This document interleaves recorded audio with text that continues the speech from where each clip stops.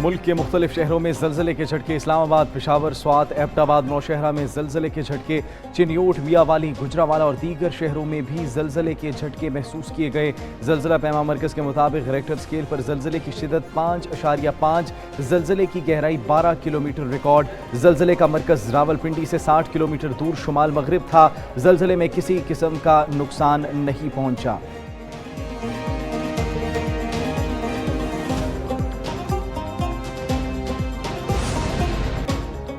नहरों के मामले पर पीपल्स पार्टी और नून लीग के दरमियान मामला तय न हो सके। ज़राए के मुताबिक कशीदगी के खात्मे के लिए हुकूमत का पीपल्स पार्टी से राब्ता।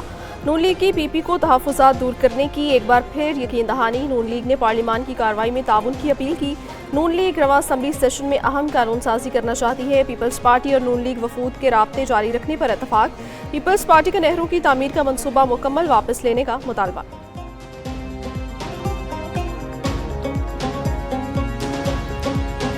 वफाकी हुकूमत से हमने कहा एकनिक में ले आओगे, हम मुखालफत करेंगे और हम इसको नहीं होने देंगे। सीसीआई में केस पड़ा है, वो सीसीआई की मीटिंग नहीं बुलाते। जब पीपल्स पार्टी समझेगी कि ये जमहूरी तरीके से नहीं मान रहे, फिर भी हम जमहूरी तरीका इस्तेमाल करेंगे।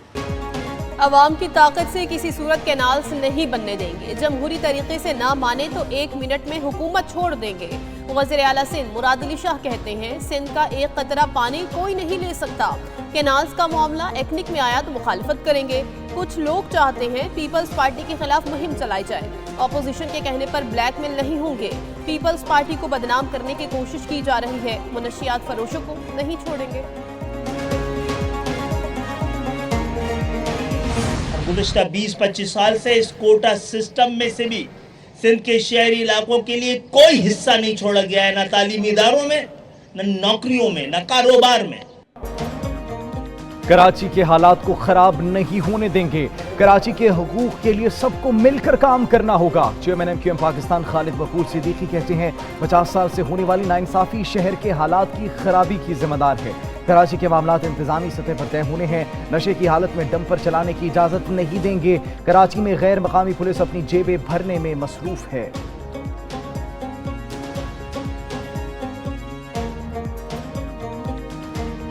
From traditional sectors, जो टेक्सटाइल का important role है, is always going to remain absolutely critical for us as we go forward. IT services as we go forward, and then minerals as we go forward. This is going to be the real game changer. अगले कुछ माह में वज़ीर-ए-आज़म मज़ीद relief का ऐलान करेंगे। 2028 के बाद हमारी एक्सपोर्ट में इजाफा होगा। अफराती ज़र नीचे आने का फ़ायदा आम आदमी को होना चाहिए। वफाकी वज़ीर ख़ज़ाना मोहम्मद औरंगज़ेब का तकरीब से खिताब बोले, ताजरों के जायज़ मसाइल को तरजीही बुनियादों पर हल करेंगे। इंडस्ट्री की तरक्की के लिए मिलकर काम करना होगा। पॉलिसी रेट में कमी से कारोबार में इस्तेहकाम आ रहा है। हमारा असल मकसद आम आदमी को फ़ायदा पहुँचाना है।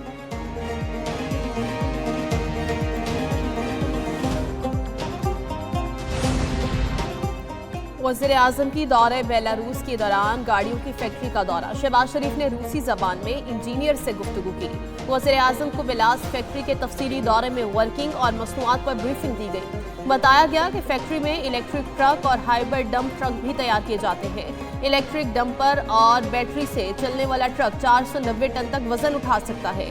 शहबाज शरीफ ने इलेक्ट्रिक बस में सफ़र किया, फैक्ट्री के मुख्तलिफ हिस्से देखे।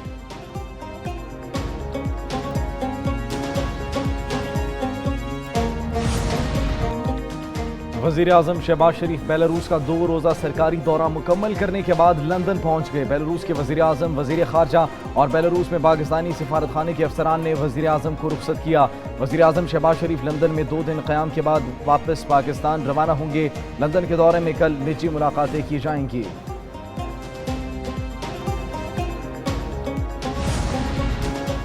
वज़ीर आला मरीम नवाज़ की तुर्किया के सदर रजब तैयब एर्दवान से मुलाकात। सदर एर्दवान की जानिब से वज़ीर आला मरीम नवाज़ का खैर मकदम डिप्लोमेसी फोरम कॉन्फ्रेंस में शिरकत पर इज़हार तशक्कुर। तुर्क सदर ने नवाज शरीफ की सेहत से मुतालिक दरियाफ्त किया। नेक तमन्नाओं का इज़हार, जल्द नवाज शरीफ से मुलाकात होगी।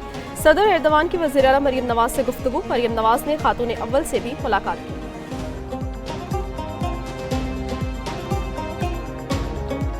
तालीमी इदारे बंद हो रहे हैं। खैबर पख्तूनख्वा में 34 यूनिवर्सिटियाँ हुआ करती थी और 34 यूनिवर्सिटियों में 24 यूनिवर्सिटियाँ ऐसी हैं जिसमें वाइस चांसलर नहीं है और फिर 24 यूनिवर्सिटियों में 18 यूनिवर्सिटियां ऐसी हैं जिसको सूबाई हुकूमत बंद करने पे दर पे है।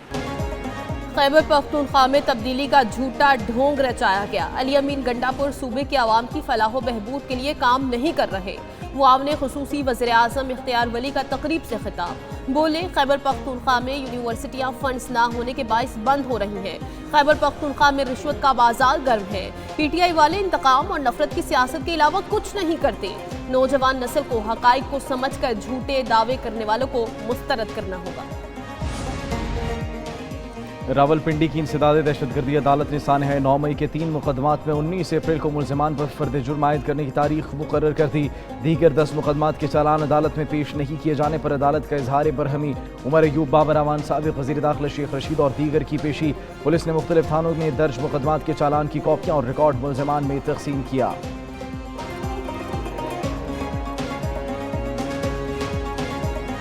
सवाती साहब अपनी तरफ से अगर कोई राह निकालते हैं और वो राह उसूल की बुनियाद पे हो।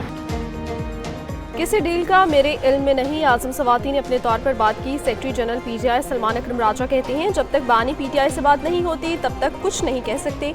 बतौर पार्टी ऐसा कुछ नहीं हो रहा, हम आइन और कानून की बात कर रहे हैं। पार्टी मामलात जल्द तय पा जाएंगे। रहनुमा PTI राजा बशारत बोले, तमाम लीडरशिप बानी PTI की क़यादत में मुत्तहिद है। PTI में तकसीम का सवाल ही पैदा नहीं होता। 4 माह में 9 मई के मुकदमात का ट्रायल नामुमकिन है।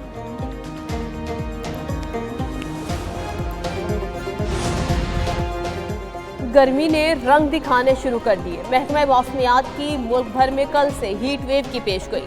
जनूबी पंजाब, सिंध और बलूचिस्तान के हवाले से महकमा मौसमियात का अलर्ट जारी। शदीद गर्मी की लहर 13 से 18 अप्रैल तक जारी रहेगी। मैदानी इलाकों में दर्जा हरारत 6 से 8 सेंटीग्रेड ज्यादा रहने का इम्कान। बलाई इलाकों में दर्जा हरारत 4 से 6 सेंटीग्रेड ज्यादा रहेगा। इस्लामाबाद, खैबर पख्तूनख्वा, गिलगित बल्तिस्तान और कश्मीर में गर्मी बढ़ने का इम्कान है।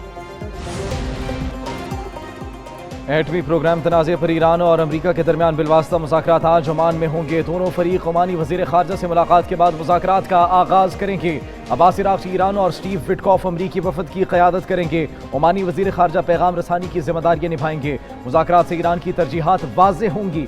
ईरानी वज़ारत ख़ारजा का कहना है कि अमरीका के साथ हकीकी और मुनसिफ़ाना मुआहिदा चाहते हैं।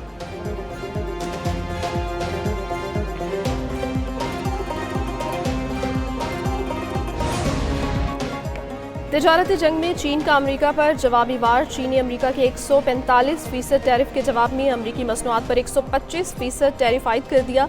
चीनी सदर शी जिनपिंग का कहना है कि मसूलात की जंग में अमेरिका खुद को तनहा कर देगा। टैरिफ की जंग में कोई फाते नहीं होता। अमेरिका यकतरफा तिजारती पाबंदियां लगाकर खुद को अलग कर रहा है। दुनिया के खिलाफ खड़े होने का नतीजा अच्छा नहीं आएगा। यूरोपीय यूनियन मफादात के तहफ़्फ़ुज़ के लिए गुंडा गर्दी के खिलाफ मज़ाहमत करे। चीनी कौम अमरीकी टैरिफ से खौफज़दा नहीं। चीन ब्लैकमेल नहीं होगा। आलमी तब्दीलियों के बावजूद चीन साबित कदम रहेगा। चीन कभी भी दूसरों के एहसानात पर इन्हिसार नहीं करता।